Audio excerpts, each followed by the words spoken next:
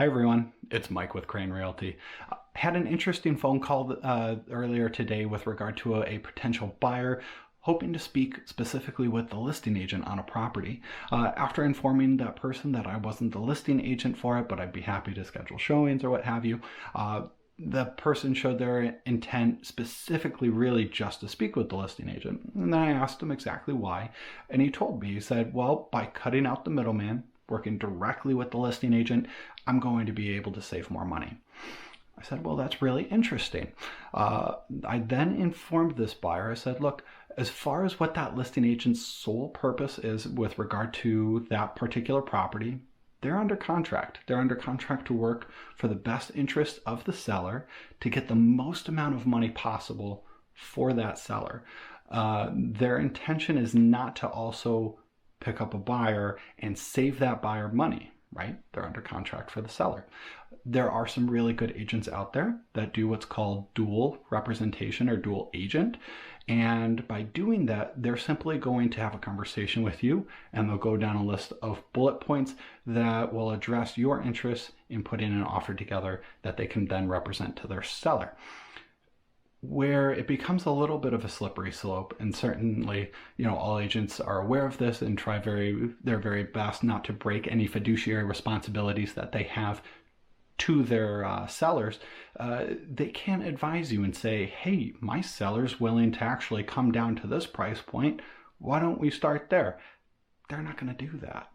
So when it comes to actually cutting out the middleman and working directly with the listing agent, your advice that you're going to get from that person is something along the lines of usually what I've heard.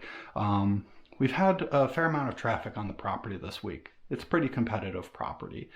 It just hit the market. There's a lot of properties going up and over the list price. Those are some pretty common lines that you'll hear from listing agents. And frankly, they're not inaccurate either.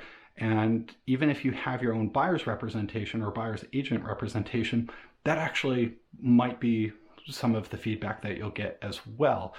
How does that have an influence on what you'll end up actually drafting up as an offer? Well, let's hypothetically say that it turns out there's no offers on the table, but you didn't ask that question. Days on market, you're getting into the second week. They got past their delayed negotiations. Maybe the seller overreached a little bit and came a little hot and heavy with the price as we're entering in the backswing of the market, for example. If you have a buyer's agent, they can actually navigate and help you work through that and work through a number of different scenarios that you can present one offer that really represents a couple different scenarios that positions you into the most advantageous position possible. The listing agent most likely won't do that, again, representing their best interest of the seller. So hopefully this made sense. It made sense for that one gentleman after explaining it to him. He got it. I know I've talked a little bit about why should you have a buyer's agent represent you, but it seemed to be important to address cutting out that middleman, as he put it. So I just wanted to put a quick video together for you. Hopefully you found this helpful. If you did, feel free. You can always give me a call, ask any questions. I'd be happy to have that conversation with you. You can reach me at 585-412-8062. Again, I'm Mike with Crane Realty, and I hope to speak with you soon. All right, take care. Bye-bye.